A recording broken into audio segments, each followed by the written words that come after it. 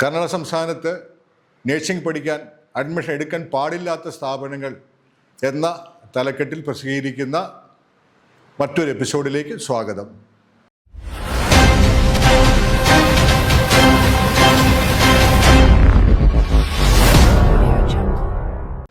നമസ്കാരം, ഞാൻ M K Thomas. ഇന്ന് ഞാൻ നിങ്ങളോട് പറയാൻ പോകുന്ന സ്ഥാപനത്തിൻ്റെ പേര് സെൻറ്റ് ക്ലാരറ്റ്സ് കോളേജ് ഓഫ് നേഴ്സിംഗ്. പിന്നെ ഒരു സ്കൂളും ഉണ്ട്, സ്കൂൾ ഓഫ് നേഴ്സിംഗും ഉണ്ട് കേട്ടോ. അത് ആരുടെയാണെന്നറിയാമോ? ഞാൻ നേരത്തെ ഒരു എപ്പിസോഡ് ചെയ്തിരുന്നു, ഭാരതി കോളേജ് ഓഫ് നേഴ്സിംഗ്. ഇതെല്ലാം കൂടെ സംയോജിച്ചുള്ള ഉടായ്പ സാധനമാണ്. അല്ല തെളിയിക്കാമോ? അല്ലെ തെളിയിക്കാൻ വേണ്ടി ഇനി കൂടുതൽ തെളിവ് വേണ്ടി വേറെ കുറേ കാര്യങ്ങൾ വരുന്നുണ്ട്. അതിന് മുമ്പ് ഇതിൻ്റെ ക്ലിനിക്കൽ സംവിധാനത്തിനെ പറ്റി ഞാൻ പറഞ്ഞുതരാം. ഇത് അറ്റാച്ച് ചെയ്തിരിക്കുന്ന ഒരു ആശുപത്രിയാണിത്. ഇതിൻ്റെ പടം ഒന്ന് കണ്ടേ.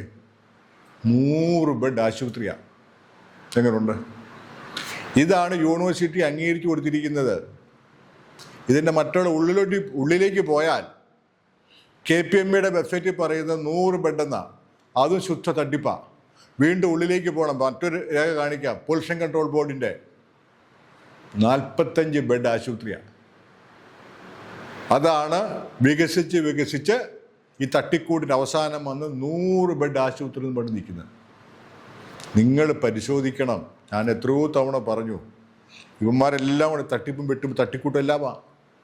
ഇതിൻ്റെ ബിൽഡിംഗ് എവിടാ? ഇതെവിടാ പ്രവർത്തിക്കുന്നത്? ഇവിടെ എത്ര അധ്യാപകർ നിങ്ങൾ അന്വേഷിച്ചിട്ടുണ്ടോ? പഠിക്കാനിരിക്കുന്ന കുട്ടികൾ ഇപ്പം വരും. നല്ല സ്ഥാപനമാണ്, ക്ലിനിക്കിലുണ്ട്. ക്ലിനിക്കിലെന്നൊന്നും ഞാൻ പറഞ്ഞിട്ടില്ല. യൂണിവേഴ്സിറ്റി KNC അംഗീകരിച്ച ക്ലിനിക്കലിനെ പറ്റിയാണ് ഞാൻ പറയുന്നത്. കമൻ്റ് അടിക്കാൻ പോകുന്ന വിദ്യാർത്ഥികൾ, അവിടെ പഠിക്കുന്ന അതിനു മുമ്പേ കോളേജ് മാനേജ്മെൻറ്റിനോട് ചോദിക്കുക, യൂണിവേഴ്സിറ്റി അംഗീകരിച്ച ക്ലിനിക്കൽ സംവിധാനം എവിടെയാണ്? എത്ര ബെഡ് വേണം ഞങ്ങൾക്ക്? എത്ര ബെഡുള്ള ആശുപത്രി വേണം ഞങ്ങൾക്ക്? അതുപോലെ നിങ്ങളെ പഠിപ്പിക്കുന്ന ഫാക്കൽറ്റീസ് മുഴുവനും ഉണ്ടോ? നിങ്ങൾക്കറിയാവോ? അതുകൊണ്ട്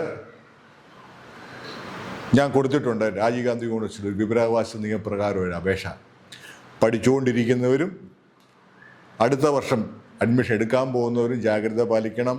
പഠിച്ചുകൊണ്ടിരിക്കുന്ന വിദ്യാർത്ഥികൾ ഈ ഫോർമാറ്റിൽ ഞാൻ യൂണിവേഴ്സിറ്റിയോട് ആവശ്യപ്പെട്ട കാര്യങ്ങൾ, വിശദാംശങ്ങൾ നിങ്ങൾ മാനേജ്മെൻറ്റിനോട് ആവശ്യപ്പെടുക, വിശകലനം ചെയ്യുക. ഈ വർഷം 2025-26 അഡ്മിഷൻ എടുക്കാൻ പോകുന്ന രക്ഷിതാക്കളും വിദ്യാർത്ഥികളും ഇതുപോലെ ഒരു ഫോർമാറ്റിൽ യൂണിവേഴ്സിറ്റിയോട് കാര്യങ്ങൾ ചോദിച്ച് മനസ്സിലാക്കണം. കാര്യങ്ങൾ മനസ്സിലാകുന്നുണ്ടോ? നിങ്ങൾ കേൾക്കുവോ കേൾക്കാതിരിക്കുവോ? എനിക്കറിയാവുന്ന കാര്യങ്ങൾ ഞാൻ പറയുന്നു. തട്ടിപ്പിലും വെട്ടിപ്പിലും വീഴാതെ സൂക്ഷിക്കുക, ജാഗരൂപരായിട്ടിരിക്കുക.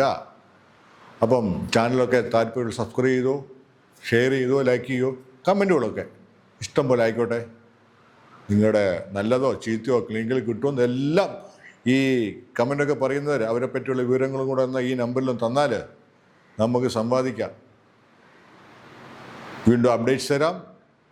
വീണ്ടും കാണാം. നന്ദി, നമസ്കാരം.